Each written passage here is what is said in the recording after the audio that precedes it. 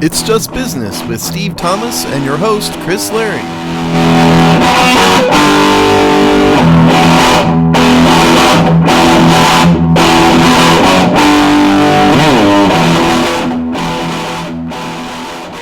Hello and welcome to another episode of It's Just Business on the Hogstide Network, the show where we look at the dollars and the CENTS of the sports media business industrial complex. Steve, how you doing? I'm doing okay, man. It's it's a regular day in Houston, but I did go see Billy Joel last night Wow, in so we concert. saw. So here's the bookends. We went from Tesla 2 weeks ago to Billy Joel. So that's quite a 2 weeks there. Yeah, I know, but the latter was more. I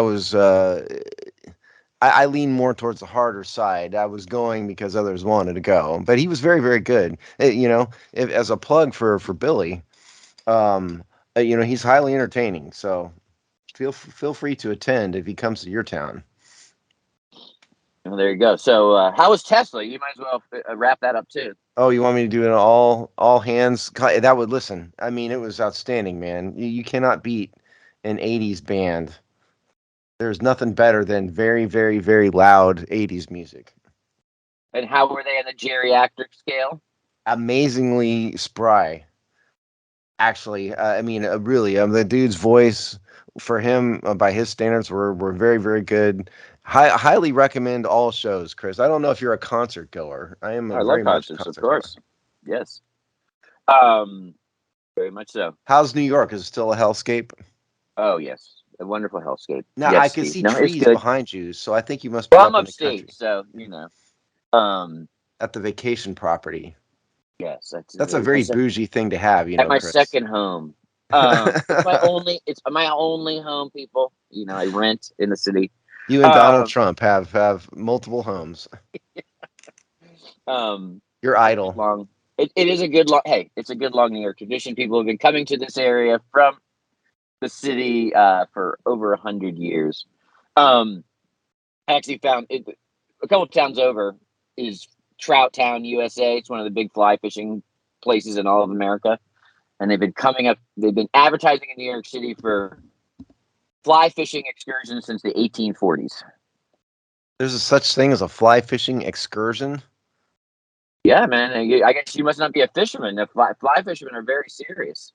No, fly fishing seems like a lot of effort to me. If I can just throw a pole in the water and be done, rather than having to wade through and having to constantly fiddle with long fishing lines and everything, it seems like a lot of effort. I happen to agree with you. I would much. I don't know if it's traditional, but a rod and reel fishing is definitely my preference. That seems like it does seem like a lot of ballet. Yeah, I know. It's just crazy. So, and then you hire a guide, which means he's got to basically stand on the shore and point and go, yeah, go do it there. I don't get it. I'm also cheap, Chris. And so I don't, I'm not going to pay a guide to do that. No, I'm with you on all those things, but that does not diminish that this is one of the great fly fishing places in all of America. And if that's your thing, God bless you. Trout Town, USA, Roscoe, New York. Look it up. The other funny thing about Roscoe, New York, which will bring us back to sports, was that in the famous scene in HBO's Hard Knocks when Darrelle Revis was holding out from Jets camp and the Jets were the team on Hard Knocks, and that was the big narrative. The clandestine meeting that they had that finally got Darrelle Revis into camp was at the Roscoe Diner, just about 20 miles down the road. The claim to fame for random podunk New York town. Yeah. It's a great diner, actually. But yes, that they met and hashed out a multi-million-dollar contract at the Roscoe Diner. Does the diner now have a sign up that says Darrelle Revis once sat here? You know what? I haven't been in a couple of years, and the next time I'm going to go, I am going to look for that. It's one of those places that's got like 1,000 and 100 pennants on the wall and stuff. So you'd have to kind of search for it. But I wouldn't be surprised if they do. The Darrelle Revis seat. I always think that now really to get back to not that we're not going to say they can talk about Washington sports, but I always crack up. Do you remember who his uncle is, Darrelle Revis? Oh, his uncle? No, who is his uncle? His uncle and the guy that advised him heavily during that whole holdout was ex-Washington Redskin defensive lineman. What was his name? The guy that held out for an entire year, and then we Oh, traded to Carolina for 2 first-round picks. yeah, back like 20 years ago. Yeah. Oh, yeah, okay. Oh man, the name is Here, escaping me. I gotta get this for you because it's not nearly as good if you don't actually pay off with the name. But yeah, he is Darrelle Revis's uncle, and he was his business advisor during that holdout. Wasn't Dan Wilkinson, was it? No, but that was the exact same era. We brought him in both of at the same time. I always forget his name because that made me piss me off such a degree. Sean Gilbert. Oh yeah, Sean Gilbert. So Sean Gilbert. Right.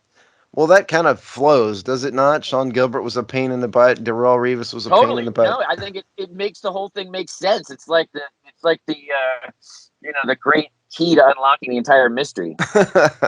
Hey, it worked for Darrell. I mean, he got his. Didn't help any team much, but got his money. And actually, for all of the Washington Redskins faux pas over the years, that one ended up working out brilliantly because they traded him to Carolina, 2 first round picks, which turned into Chris Samuels and LeVar Arrington. God bless him. Yeah. I mean, so it worked out if I were a Jets fan, first of all, that's just a nightmare. But beyond that, I would probably harbor much hatred towards Darrelle Revis to this day. Well, he came back.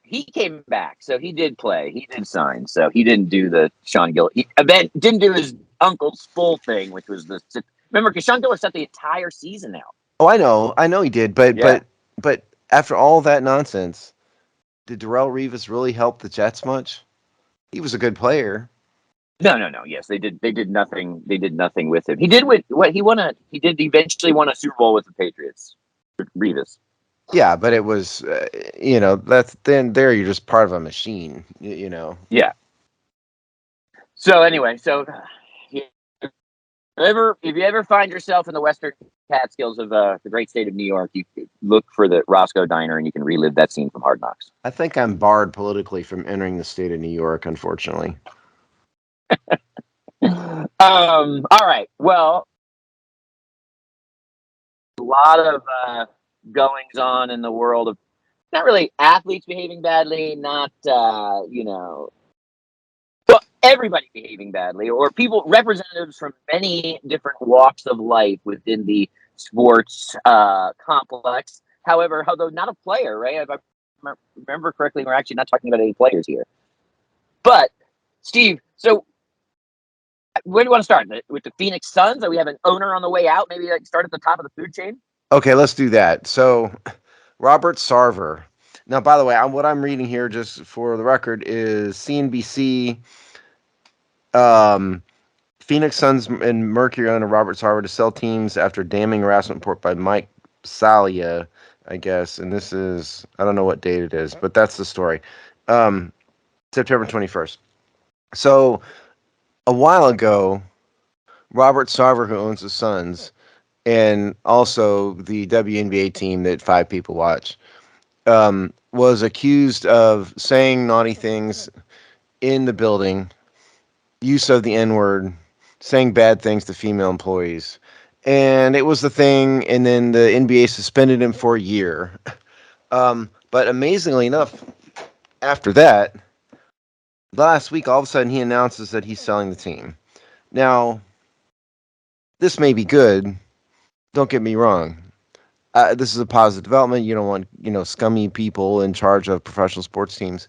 But what has happened here, I think, is what we've been talking about, what should happen in Washington.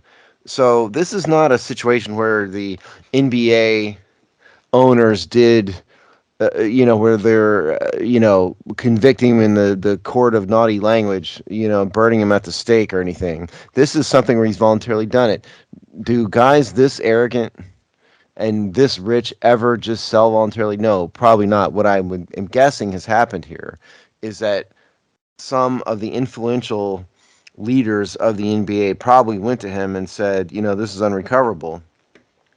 You probably need to go. And then He did so. Well, now the interesting part is he's claiming that he's doing it for the good of the city and whatnot, and the good of the franchises. And of course, the payout, the estimated value of the Suns is $1.8 billion. So, and he only paid a few hundred million. So he's looking, and he doesn't. He's got other senior business minority owners and whatnot, but he's looking at a gigantic payout. So it's not exactly a situation where he's being, his property's being stolen from him. This is a case of he's going and he's getting a gigantic retirement portfolio along the way. But point is, this did not dilly dally or linger. This situation happened. It's over. Will be over soon.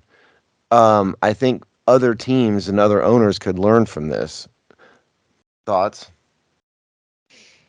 I mean, yeah, I mean, the national media picked up on it right away, and obviously, if you're connected to the Washington football team or following the Dan Snyder at all, you're like, okay, so how are these situations different, and how are they the same, and why is this not happening to him? I think it boils down to there's two key things. The reason I think that boils down to where Sarver's out and Snyder's at least in for now and probably for the future. Well, one is just a double whammy. You got sexism and racism, so it's like if you're just filling out scorecards, like what tips the balance or what sinks the boat, so to speak.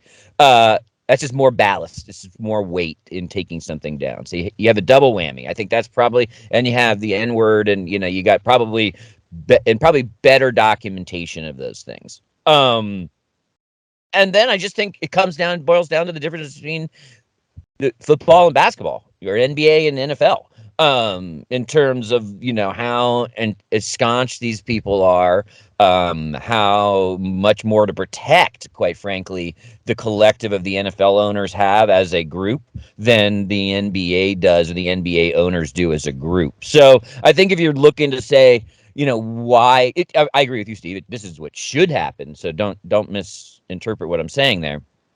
But I think the reason why it isn't happening really is those two things, and probably more than anything else, the double whammy of the sexism and the racism. And I haven't dug too much into the evidence. Maybe you have, Steve, but they must have some stuff a little bit more in, with some concrete details. Yeah, but it's not. Nobody's recorded him, though. It's mainly reports and allegations, and he essentially admitted what he did. Yeah, I saw that he did admit it. Yeah, which Now, is different than Snyder. Yeah, but what he claims happened is that he was quoting others and using the N word. And that's always the play whenever somebody gets busted like this. I'm just singing the rap song. Yeah, basically that's essentially what he's saying. And to be fair, Snyder has never been accused of racism. The one thing he isn't appears to be a racist. He's there's never been a single allegation of that. Never. He's treated African American players, like sons practically, to the detriment of the team, Robert Griffin and others. So that's never come about. What it is reminiscent of a little bit is Donald Sterling, who was the owner of the LA Clippers. Donald Sterling got recorded by the girlfriend or the mistress, I guess, which is a huge difference because, again, Sarver wasn't. Sterling got caught on tape saying all kinds of horrible things to this woman and about others and everything else. But the NBA knew who Donald Sterling was for literally decades and didn't do anything about it, until it popped up on tape. But in the Phoenix Suns, again, not so much. He made this long rambling statement. I was almost going to read it, but it's just not worthwhile. I mean, the point is, he's basically saying, "I'm a man of faith." I regret my words, and it says, "In our current," I'm going to read a little bit of it. "I expected that the commissioner's one-year suspension would provide the time for me to focus, make amends, and remove my personal controversy from the teams that I and so many fans love. But in our current unforgiving climate, it has become painfully clear that that is no longer possible." Then he goes on from there. And so this part here has become painfully clear that it's no longer possible. I think what he probably means by that is the influential owners in the NBA went to him and said, "Robert, it is painfully clear that it is no longer possible that you can continue to own this team."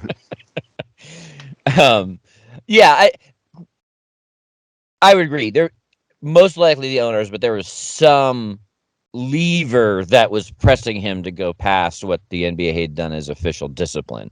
And I don't, this was it a story? Yes, but I didn't necessarily, and maybe I'm not paying attention enough in the NBA, but this didn't to me like jump a level where he was some giant pariah, right? Like it seemed like people sort of accepted.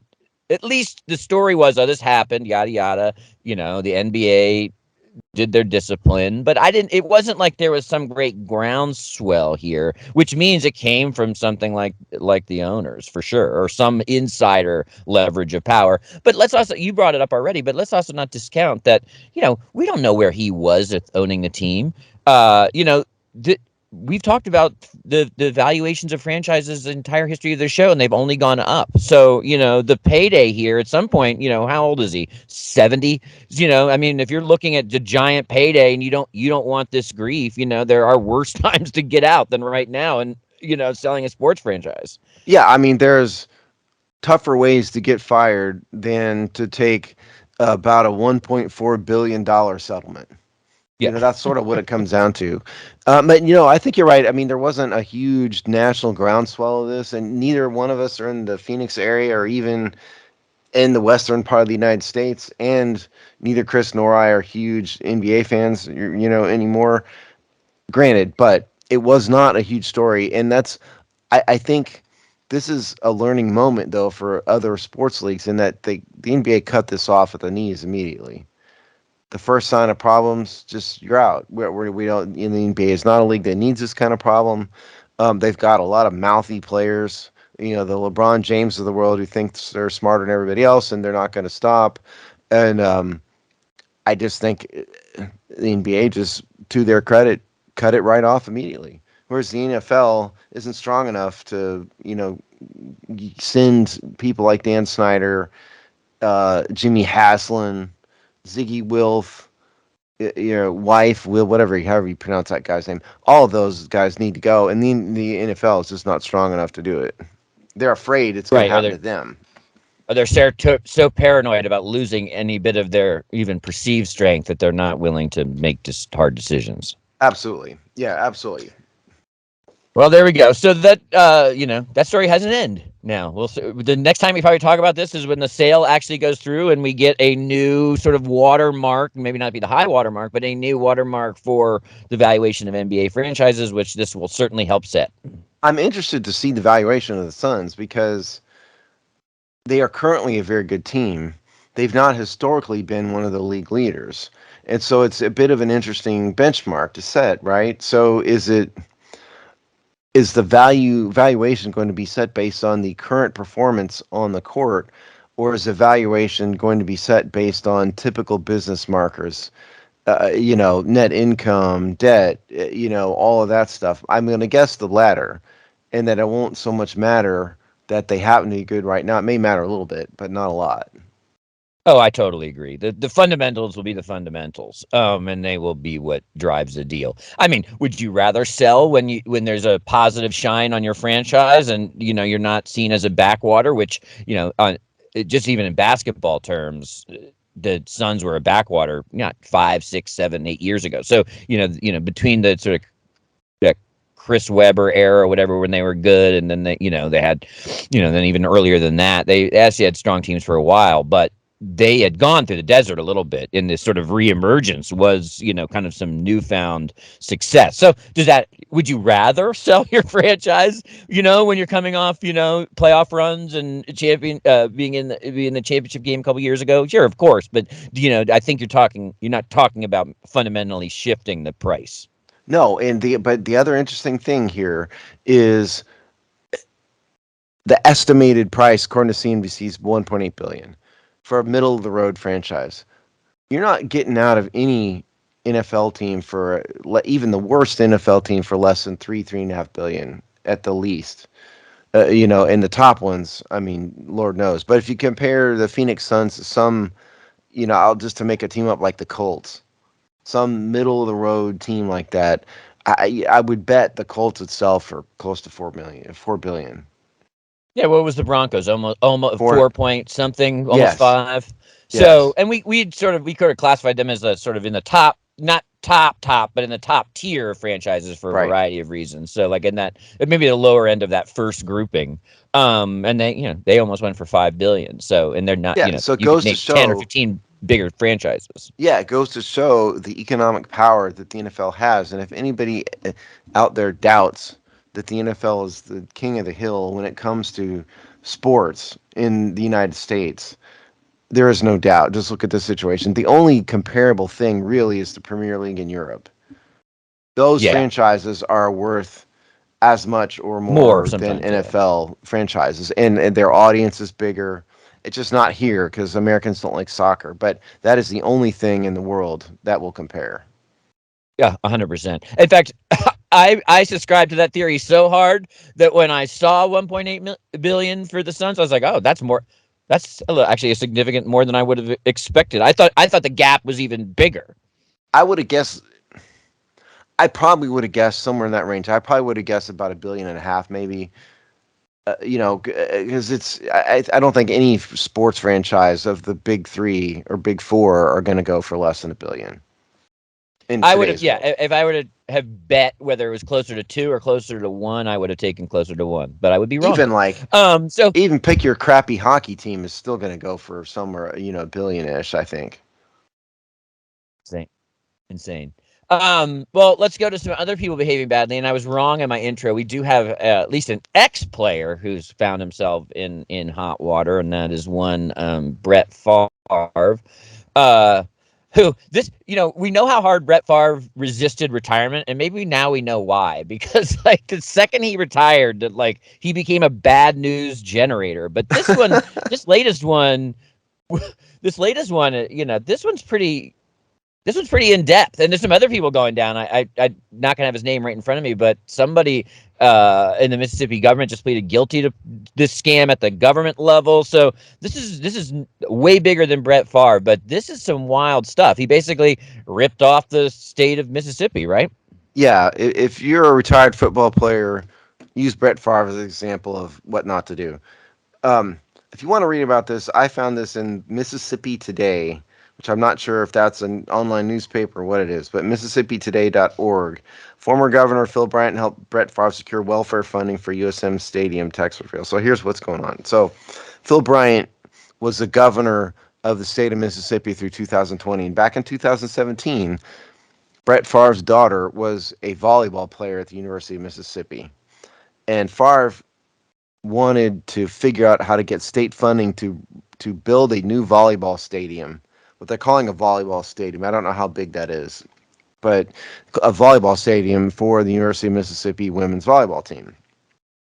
So what he did was, instead of like securing private funding, kicking in some of his money, he went to a couple people, Phil Bryant, and then the nonprofit founder named Nancy New, and this is over a couple years, and asked how he could secure federal welfare funding managed by the state of Mississippi. So what happens is the Department of Human Services and a bunch of other federal agencies give block grants of money to various states for various things. Welfare money is one of them.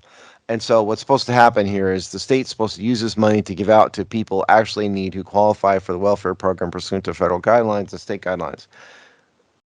I think it's safe to assume that taking welfare money and building a volleyball stadium is not exactly within federal guidelines. So Favre is trying to coordinate this directly with Governor Bryant and directly with this nonprofit founder who is one of the agencies that manages this on behalf of the state. And Favre is dumb enough to send text messages about this, wondering if the media is going to pick up on it and whatnot. And by the way, this, yeah, there's this story quotes. It's just so great. I got to read this. So, okay, these are texts between Favre and New. If you were to pay me, is there any way? Oh, well, before I get to this, so another part of this story is that Favre offered to do radio commercials about the Mississippi welfare program and offer to take the money, the compensation, steer it towards the volleyball stadium. So those of you who see that Favre, I remember Favre did some strange ads about this, and this is why. So here's his text. If you were to pay me, is there any way the media can find out where it came from and how much? No, we've never had that information publicized. And I understand you being uneasy about that, though. Let's see what happens Monday with the conversation with some of the folks at Southern. Maybe it'll click with them, hopefully. Okay, thanks. So Favre knows that this is a bit shady. Um, so, but there's more people involved in this. It just goes on and on and on and on. The former director of this nonprofit, whose name is Davis, um, Davis has been charged with welfare fraud himself for this and for other things. And so what they were doing was taking welfare money and going buying strippers and coke and whatever else it is. And that's my euphemism. I don't literally mean strippers and coke. um, And so he got fired. Nancy New comes in, appointed by the governor, and Nancy's immediately helping Favre and Bryant steer money towards a volleyball stadium, automatically. And the accusation here was that the nonprofit leaders have collectively misspent $77 million of welfare money. Yeah, it's just amazing. And so now there's prosecutors involved. And what this story does not say is what level of prosecution this is, because you have a federal question here in that it's federal money, but it doesn't say whether it's local Mississippi prosecutors or federal prosecutors. So Favre, as of yet, is not a defendant. Nancy New is.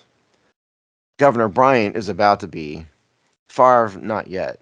But see, the thing about Favre is he may have plausible deniability in this thing because he made an application for funding. Granted, helped by Bryant. But at the end of the day, he submitted an application. You can submit an application for anything. That doesn't mean welfare fraud unless he's lying on the application. Like you and I could submit an application to the state of Mississippi to, buy a Ferrari under the welfare fund, and that doesn't mean they have to grant it unless we're lying. So that's why it's an application. You're right. And so that's my guess. What Favre is going to say, I'm just a dumb jock. I just submitted what I thought was a grant. This governor's helping me. I had no idea what I was doing was wrong. I'm just trying to help the innocent girls of Mississippi. That's going to be his defense. It has some validity, but if you read the text messages, I think they knew exactly what they were doing if you gave them truth serum. Thoughts? Yeah, well, first of all, Brett Favre and text messaging do not go well, because you remember when he was with his 1 year at the Jets? Tell them. Yeah, he was texting his junk to some reporter and sexting and all that. So yeah, Brett Favre is not the most sophisticated texter. Let's put it that way. Oh, it's better than that, though, Chris. So the person he was texting. So this is the young lady who showed up on a Florida State television broadcast when Brent Musburger pointed her out and said said something off color about her appearance as a woman, and she was wearing like very skimpy outfit and whatnot. That's the girl, because then she became an employee of some capacity of the Jets, and so then Favre was texting her his junk. That's right. She was a Jet employee. Yeah. Yeah, after that. So she has been the subject, and she's an attractive lady. She's been the subject of multiple leering comments by public sports figures. So there you go. So Brett Favre and texting, junk photos. yeah, do not go well together. So we know that's one thing that we continue to learn here. Also, this is not the first how do I scam federal funds, because remember he had some COVID PPP issues. I think ended up giving money back, blah, blah, blah. There obviously wasn't anything, well, I mean, nothing criminal has been brought to that, but it was definitely a controversy at that time. So this is also not the first time this kind of scandal has, so this is, he's to the cookie jar on two fronts, Brett Favre. He just can't stop himself. Yeah, I think you're right. Without the text messages, there could be a way through this for him. I think with these text messages and probably some other evidence then that's just going to back and corroborate that, yeah, he's going to be in some trouble. And this guy, it's like, what is your problem, dude? He just, how many millions did he make? I mean, I know this wasn't necessarily going into his pockets. This isn't like a personal gain necessarily, although, kind of tangentially it is with his serving his daughter and yada yada. But it kind of comes down to Brett Favre is just not, he had such a squeaky clean image, and I loved him as a player, but he just can't stay out of trouble. This dude really, a lot of shady stuff goes on with this guy. I think it's safe to assume that Brett Favre did not max out the ACT coming out of high school. Yeah.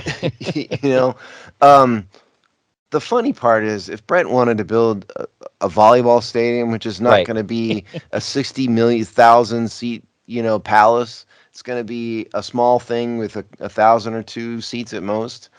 He could fund a part of it out of his own pocket and then start like a public campaign, you know, and I'm going to match every dollar. We're going to get this done for the young ladies of the University. He could have done it that way, and it would have been a good public relations thing. It would have gotten done. It would have kept him out of jail. But Favre seems to be too cheap to want to put his own money towards it. But see, the thing is, there's a lot of different block grants from the federal government for a lot of things. You could come up with one that's more reasonable than the welfare program. Yeah, I mean that is the other thing here. Also, yeah, I mean, and go look up all the key economic indicators of state by state. Mississippi is at the bottom of almost all of these. So It's one that needs a welfare program. yeah, he's literally stealing from some of the poorest segments in all of the United States of America. I mean, so we can laugh and kind of all that stuff. And yes, there are way easier ways to legitimately scam the U.S. government and their granting process. So It's not even a scam. I mean, no, I'm saying you can play the system to get this Yeah. accomplished. But yeah, so the fact that it comes from this pocket of money it gives us an extra layer of kind of grime. Well, and who decided to go with the welfare dollars? That's the other thing. That's not clear at this point. I don't think Brett Favre is smart enough to know who to ask for. And so No, that's. I think Brian probably said, "Hey, where we've got the, where I can where I can actually dip in here." I think it probably had something like that. That's exactly right. You have to kind of point towards the former governor as the guy, because Brett Favre is not going to know anything about government or funding or anything. And so the former governor is the guy who looks really, really bad in this to me, because he's the guy who should say, Brett, listen, fund it on your own, go get a loan, go have a fundraising campaign, do some commercials for the University of Mississippi, a whole host of things, and instead he goes, yeah, no, let's go dip into the welfare funds. I mean, that's just, even for a solid conservative like me, Chris, the idea of using welfare funds to build a volleyball stadium is one of the more abhorrent uses of federal funds I've seen. So here's the question, though. Let's pretend, for the sake of the argument, that Brett Favre does not get criminally charged with something. What does this do to his reputation, and will that change his standing in the NFL and his ability to be a pitch man, which seems to be his current career? I think that had started to cool just because this guy, just like I said, he can't stay out of the papers for the wrong reasons type of deal. Although he has, I think in the sort of hearts and minds that he has been somewhat Teflon. I think if this was a standalone, does he hold his breath and get through it? And if he escapes any kind of, sort of serious reprimand from the government or so on and so forth, does he? Maybe. But I just think this to me this is a compound interest issue, right? So I think there's just too much. I think this guy just, there's a long tail of toxicity here that I think probably does sink him. Can they roll him out in Green Bay like they did a couple years ago with, for something, and him and Aaron Rodgers on the field at halftime or whatever? Yeah, probably in Green Bay. Although, it's not like he was totally ingratiated himself to those fans with the way he got out of there. So I think all those things, no. I think that this guy kind of just, people are going to turn away from Brett Favre. It's just too much. It's a mountain. It is. Now, do you know off the top of your head if he's already in the Hall of Fame? Oh, that's a good idea. I'm going to pretty look sure here right now. He has to be, because courtesy of Wikipedia. Let's see. Okay. You would think he is. Packers Hall of Fame. Huh. Surely, Pro Football Hall. Yeah, he's in already. So he's already in the Hall of Fame. So he's not going to get drummed out of. If O.J. Simpson is not drummed out of the Hall of Fame, Brett Favre isn't for stealing Oh some no, yeah, welfare totally. money. If you have a dude who went to jail and probably murdered his wife, nothing's going to happen to him there. And so there's no other honor. I mean, short of like the Packers retiring his number, maybe. I don't know if the Packers have done that. They hadn't for a long time because it was a bad relationship. So absent that, there's not really anything bad that can happen to him NFL wise except for his pitchman money. But listen, if he doesn't do another commercial, he ain't going on welfare anytime soon, which is ironic for me to say, as is obvious. But he'll be fine money wise, so he doesn't really need his second career. No. And I do think that's going to have dried up. I think it sort of already is. You don't, especially you don't see the NFL pull him out too much. I think they actually have done the jersey number retirement thing because they did it on like a primetime game and it Okay. was a whole thing. But I think you're right. I mean, because he's not a good example of anything. The thing with texting his junk to the Jets, woman and all that. It's just you don't want guys like that representing your product. And he did have some commercials after that happened. He was the Wrangler jeans thing. Yeah, no, he did. But I don't know why. Again, I mean, you're the Wranglers jeans marketing experts, and you go, who do we get? The guy who sent pictures of his junk. Let's get him to be the there's just not a lot of companies that are going to go along with that. And now that so now he's the send his junk and the welfare fraud guy. Yeah. Maybe he needs to advertise the next and he didn't Jordan Belfort, book or something. And he stampeded across a lot of his personal reputation just in the football context with the way he, argued himself out of 2 franchises and stuff. So he kind of, he sort of did his own job, even in the context of sort of the football universe of sort of doing some damage to his own reputation. So, yeah. And also we live in an era of amazing quarterbacks and they're retiring all the time. So they're new, there are, wouldn't you rather have Drew Brees on than Brett Favre at this point? So, so there's also just, there's a steady supply of big name quarterbacks that need something to do after they play. And this is just another thing, another way. I always tell people, having interviewed my share of players and all that now, doing the show for 8 years, 7.5 years, you never really know who they are unless you really know them. Brett Favre is a guy who when he was playing, came across as this country boy, nice guy, hard worker, lost his dad, and looked like a hero for how he played, the couple days after his father died. And then you got the dude sending unwanted pictures and trying to steal welfare money. I mean, among other things, because like you said, there was the other thing, out there too. So you never really know who they are. I tend to think, if you want my kind of guest on this, one, I think he's more dumb than criminal. He's just, he may not be the most moral dude in the world, clearly, but I think he's probably just stupid more so than he is like an outright criminal. And he probably thinks, oh, we can get away with this, rather than being like Tony Soprano or something. But the other thing is, I do think you're right. I mean, I think the days of him in the public eye are probably done. Yeah, totally. So now, just to do we'll stay in the world of somewhat into the company dalliances on one hand, and we'll move to our sort of last segment of people behaving badly, which is the coaching profession, and move on to this Boston Celtics. How do you say this guy's name? I'm going to go with Ime Udoka. Okay, so that you're better than me on that right now. So we'll go with that. Has, I guess, been suspended for an entire year now for what, by I guess all accounts, is a consensual relationship with a team employee.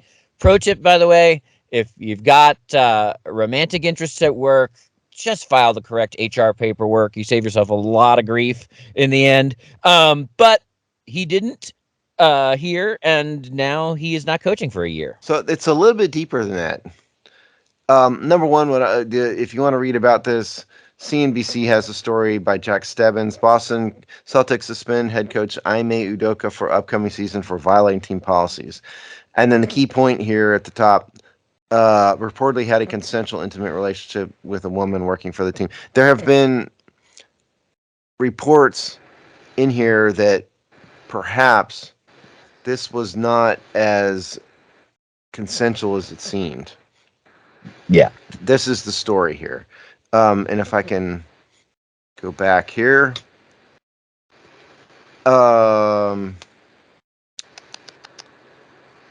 Okay, of course now I can't find it.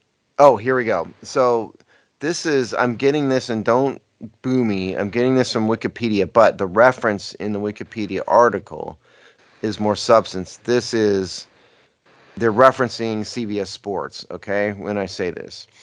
It says, though the relationship was originally believed by the organization to be consensual, the woman involved later accused Udoka of making unwanted comments towards her. And so she's not claiming that it's assault or anything, but they're claiming basically he's being a scumbag. And in addition, Adrian Wojnarowski, who's the NBA reporter, claimed that Udoka, I'm trying to not get us banned by SoundCloud, was enjoying himself to completion in the Celtics locker room. Also, on top of all this, so when you say multiple violations of rules, that's probably the two things, or those two things. And, another pro tip, if you feel the need to enjoy yourself, don't do it at work. Yeah, there's no HR paperwork to pre-file on that For one. that one? No. Yeah. And I have to compliment you, Steve. That was a very your tap dancing around that description was expertly handled, manhandled, if you were. So yeah. The, I would imagine another reason you don't have work relationships can be fraught because when relationships end or whatever, lots of stuff can come out. So we're going to put the self-love aside for a second, but yeah, you get a messy relationship, things get messy, and you bring all that, or that all is within your workplace. It's just, it's going to bubble over. And so I think that's what's going on here. And, a year suspension, I guess that's no joke. That's in fact, the chances of him coming back to coach the Celtics at the end of that year's suspension are pretty low, I would guess. If the interim coach does well, they'll just say, hey, we're going to go here. They can quietly exit him after a year. Who knows what kind of legal things they had to do in this kind of, procedural and protocol. So I think the chances that he coaches the Celtics again are low. Maybe he coaches in another place, but the Celtics, I think, are low even after this year suspension. So you don't do this at work, and then you just open the door to all these kind of allegations. And I think we said it earlier, and we say it probably every show. The fact that you would put this kind of money and a career in jeopardy for stuff that you is wrong or can be handled better, right? So I mean, we have examples of both worlds here. It's just amazing to me, like I try not to put things in jeopardy for much smaller stakes. You think with these stakes, people could behave with a little bit more, sensibility, let's just call it. Well, you think so. And there's also a difference between the relationship between someone in like the accounting department and someone in, the finance department who are just low level employees. Even that's not a great idea, but there's a difference there between that and someone who is in a leadership position, Yeah. who Power has, dynamics. if not direct authority, indirect authority over this other person. It's a really, really bad idea. And yes, it continually amazes me what people will do and the things that people will put in jeopardy for relationships. It does amaze me. And listen, it's not like Ime Udoka is the next coming of Red Auerbach. Isn't that his name? The old Celtics coach, Red Auerbach. Yeah. This is Ime Udoka.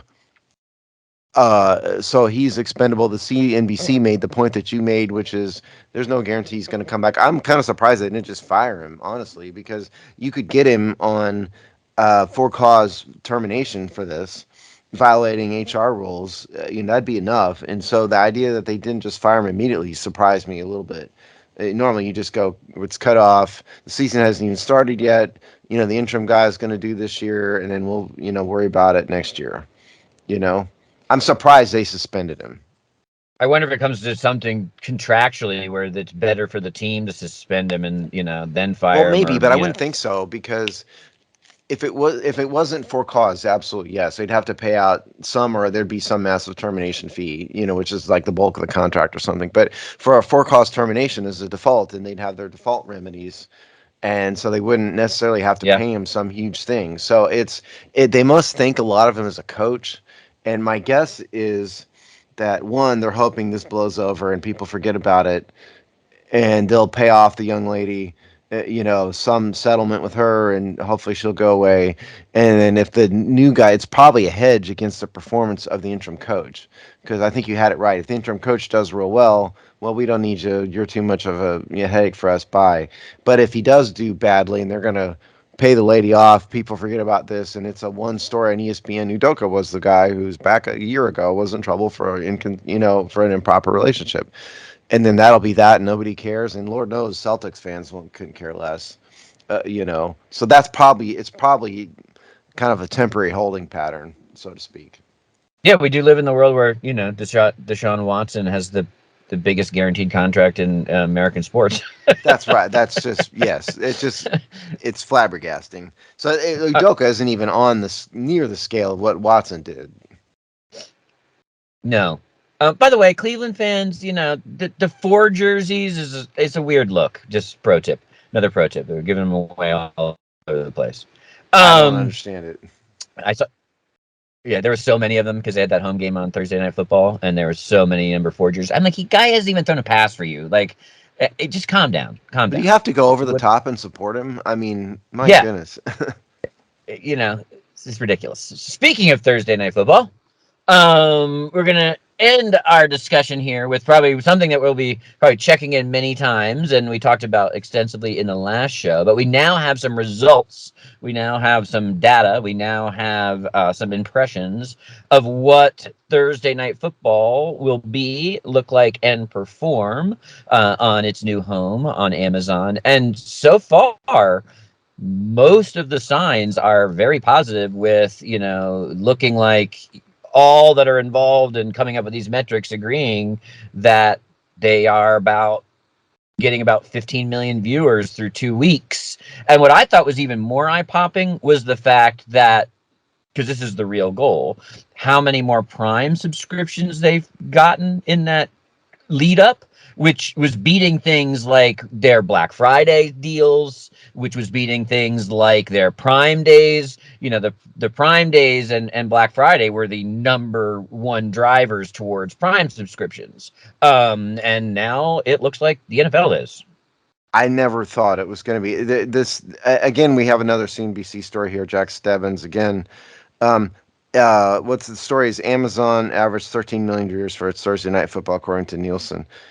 And so it was 13, not 15. But just as a comparative context here, last year, 2021, week 2, Chiefs versus Chargers, 8.84 million viewers on NFL Network. So there was, what is that, 60% more viewers on Amazon Prime than the same week on NFL Network on, by the way, a pretty good game, Chiefs and Chargers.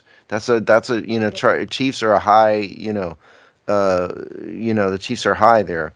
And just a further context, the stream was the most watched program of the night. The Amazon release added. Number 2 was CBS's Young Sheldon with 3.5 million viewers. Trounced the next biggest full network primetime show by 10 million. This really blew me away. I mean, and the other thing here is that the audience. So the audience skewed a little younger, but not as young as you might think.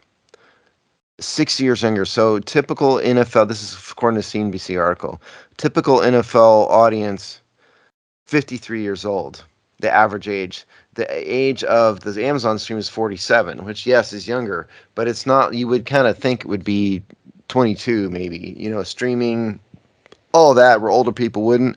Not the case. 47 is still fairly old in terms of marketing. That's usually the marketing range is 18 to 45, prime marketing range, and they're out of that, but they're close to it. This just exceeded. I think Amazon, Jeff Bezos has got to be over the moon, literally in his rocket, over this. It's hard to find a chink in the armor right now for this move. You know,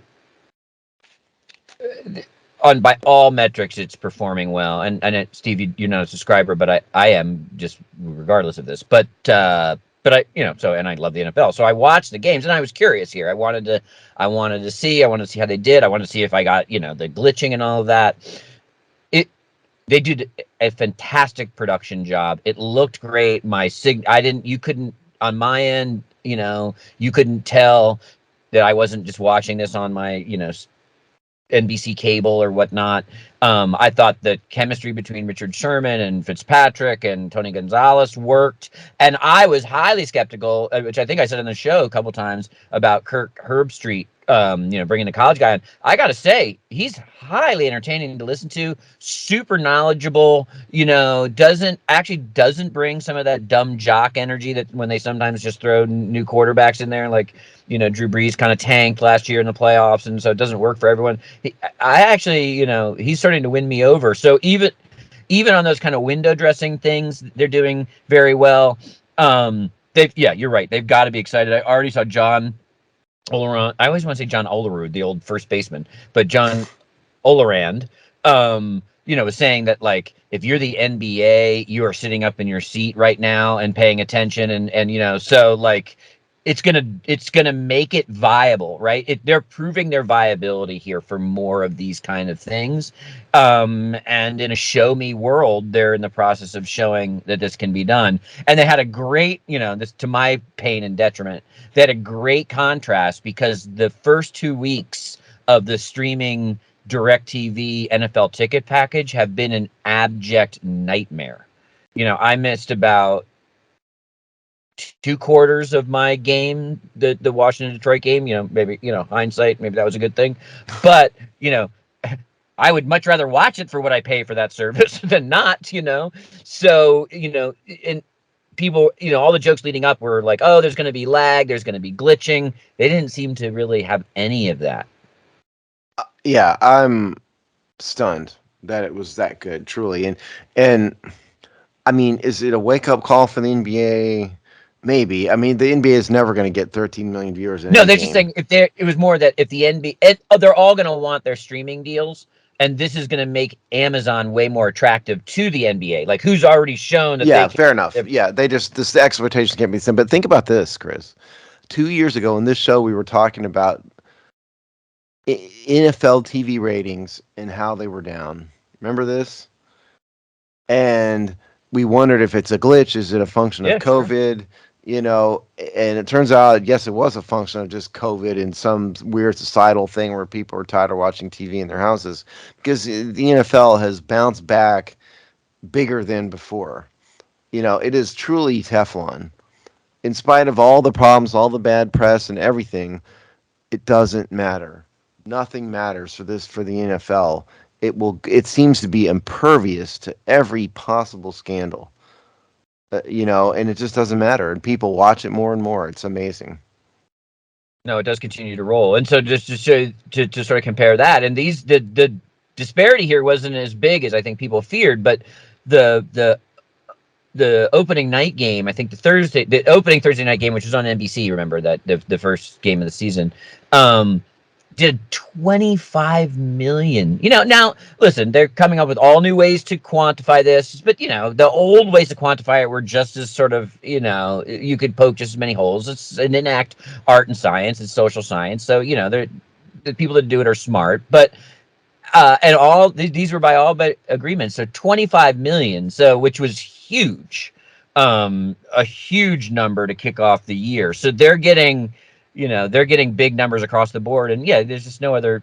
They're Teflon. It doesn't seem to matter, and it's also kind of why we get so analytical when they tick down slightly. Because remember, the big point then was it wasn't like they weren't cratering, right? I mean, there was like, oh, that's interesting. That seems a little lower than it's been previous years. And then everyone jumps into the space of why, and then by the time we all hash that out, it's back to performing, performing like the behemoth that it is. And I'm sure in a couple years or whatever, there'll be some downturn or click down or whatever, and we'll kind of get analytical again. But we should at least have longer memories this time to realize that some of that, probably the best explanation, is the easiest one. Sometimes there's just ebbs and flows of why things happen, and that's sort of just how life is. It's not always some giant reason. So, in case people don't understand this, Nielsen isn't literally counting every single television. Years ago, before the advent of the internet and all that, they would send you. I think I mentioned this before. They were Yeah, the literally diaries. send a diary, and you just filled it out what you watched and send it back. And then there's a bunch of math and in projection metrics that they will use, and it's kind of sort of like a formal survey. Done by a formal surveying firm. Is you take the results and you project the results onto the larger audience based on the numbers you get. And that's sort of what Nielsen's doing. And I don't know how they're measuring it now. It must be some electronic monitoring, consensual monitoring thing, I would assume. But regardless, the point is, this is just projection, so it's not an exact science. It's not literally exactly 13 million people. This is just what Nielsen is guessing based on decades of experience doing this. But yeah, it wasn't a huge downturn 2 years ago, but it was a downturn. And now they're up 25 million for that's mind-boggling in terms of ratings for a regular season Thursday night game. Unbelievable. And then Amazon, I was gonna guess 7 or 8 million maybe, and Amazon would have been happy, and that's probably what they're gonna get because that is what the week one game got on NBC. Amazon. That's what's so fascinating. Amazon beat the week before on network television. I just don't know how that happens. Yeah. I tossed sort of just talking about the streaming TV in general. The fastest growing demographic of streaming audience is 50 and above. So like, and to what you mentioned earlier, and even let's just bring it down a little bit. Even if you get the 45 or 45 and above, you're starting to make a pretty big conversion into a bulk of people who are going to watch the game anyway. So that's who you're trying to grab. So it's super fascinating. I've also, it's NFL has always been, we talked about this last time too, we talked about it a million times, a driver for the corporate heads' other endeavors. In fact, so that gets super interesting here to see what all of these, because all of the people putting games on have streaming services at this point, right? The game might not be on a streaming service, but that company has a streaming service. And the deals and the promotion that's happening across those streaming services. I think I said this last week or 2 weeks ago. I'm going to be super fascinated to see what Peacock's growth is by the end of this year, because that is such a huge platform, that Sunday Night Football. And if you watch those Sunday Night Football broadcasts, I mean, it is Peacock ad after Peacock ad. Directly subscribe to Peacock, then the Peacock shows. You don't, half the stuff they advertise is only available on Peacock, not on NBC broadcast. So just as a driver for their holdings, I'm super fascinated, and this isn't just Amazon, it's across all of them, what this means for their streaming services and how much the NFL does drive audience, subscriptions, signups, so on and so forth. And that's why I say the Prime numbers really surprised me. And I think they surprised Amazon, quite frankly. I think they figured their first get was getting current. Yes, of course they want to add subscribers. I'm not an idiot. But I think an early benchmark for them would have been to capturing how much of their existing Prime members were watching, right? You got to see that first. Well, but what happened was they also just saw crazy signups. Well, yeah, but I think they would have been declared victory if they had equaled the network rating from last year. That would have been enough to declare victory. And you sent me a week ago, Chris. I don't know where you got it, but it said Peacock had 1.65 million streams for Sunday Night Football, which is pretty darn good for a network, for a streaming service. Yeah, for something you could just turn on your television, even with rabbit ears, and watch. Yeah, that was currently being broadcast. So yeah, it's pretty good. And what I'm kind of wondering is, but with the skewing of the audience older, normal advertising for television, like I said earlier, is 18 to 45, and sometimes is limited to 18 to 34. Is the marketing going to skew older? are we going to see Metamucil ads and not ads for Xbox? I don't know. I think there's a. I think you'll have a version of that. Yeah, I don't think it'll be like that kind of extreme. But the reality is, with the baby boom generation being so huge, I think marketing. I think some of those stuff that's skewed older anyway because boomers were such a huge generation. That means there's big numbers. They still have a decent amount of wealth. Wealth is a strong word, but they're still big consumers, strong economic power base. So I think that probably happens a little bit anyway. But yeah, who knows? And at some point I wonder, oh God, there's so many interesting business models beyond what is traditional broadcast, because traditional broadcast, it's commercials, right? That's it. That's the money train. And it's still commercials for Amazon, but and all these, but they also have their subscription numbers. They have their signups, right? Those are big income lines for these companies. Where before, a broadcast doesn't have multiple income streams. You could even imagine Amazon starting to internally sell, because they have a lot of independent sellers on Amazon, as most of you probably know. You're not buying directly from Amazon, right? They got you can sell stuff independently. They've got a whole bunch of stuff that they've got deals with, yada yada. So when do you start offering advertising to your existing seller customer base within the Amazon ecosystem? Like, hey, you can get in, sell on these, you can buy in on these streaming things, that obviously the most expensive being the NFL. But as an exclusive Amazon seller, you're going to get this deal, and then we're going to sell all, everything stays in the platform. There's so many new business lines in streaming that are just that are advertising, but more. You can monetize this thing sometimes 3 and 4 ways. We had to do that today, immediately. Yeah. Amazon, there's a reason Amazon is so huge. They've got a lot of different income streams. They have their Prime subscription stream, which is a lot in and of it. So what would you say, 200 million worldwide? Is that what it was? I think you said that last time. I think it's more. Yeah. Something like that. Regardless, they're paying what how much? It's going to be almost $200 a year soon. Okay, so there you go. So there's one. The income from the net profit from the sales of their materials, their products that they sell. There's another income stream. The guys that are independently selling products on Amazon are paying Amazon a cut of that. Then you have your advertising streams. Then you have the Amazon Web Services.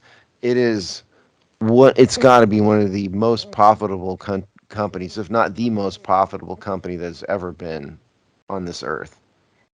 And we've talked about it, and Steve, you mentioned it a number of times, but it's so funny when you look at, Amazon's sort of vertical integration here. One of the reasons why some schlub like me could sit down and watch a seamless game on Amazon was because of another technology and business line that they own and innovated in, which is the web services. So they're leveraging, vertical integration. They're leveraging their own industry standard that they set with cloud, with Amazon Web Services, was the engine that allowed them to deliver a lag-free, high-def stream of an NFL game into your living room or your phone or your laptop or wherever you're watching it. So, if you think about, it's like owning the federal highway system to ship goods in America. That is right. Listen, Jeff Bezos, he's kind of a slime ball, and I disagree with his worldview, but the man is a brilliant visionary when it comes to business. Really is. So I didn't expect to be. This surprised me, and I probably would have said, I think it'll go fine. I think it'll be good. I think it was, we said all the things. This was a long game. We talked about it in the setup. Even if it's going to be a loss leader, even if it kind of stumbles out of the gate, don't overreact. But then they went ahead and kind of came right out of the gate flying. So, we'll have to see how this goes. But yeah, I mean, a lot of people are going to be paying attention. Yeah, absolutely. All right, see what Steve, happens from here on out. Yeah. Hogsty, what's going on? We're in the heart of the in-season grind. As everybody knows, we're now doing one show a week that comes out on Thursdays, in which we talk about the good and the bad from the week before and the week upcoming. All of that. Rick Snyder, our buddy, is doing his 2 shows a week episodes a week of Seasons of Discontent, which is all his look at all things Washington sports and life. And then we have all of our regular written content. And by the way, our writer Dave Earl has started, because he's obsessed, a Carson Wentz stat tracker that is going to be updated every week. So if you want to look at that, check it out. What an impoverished fan base. All right. Well, we will see you in 2 weeks.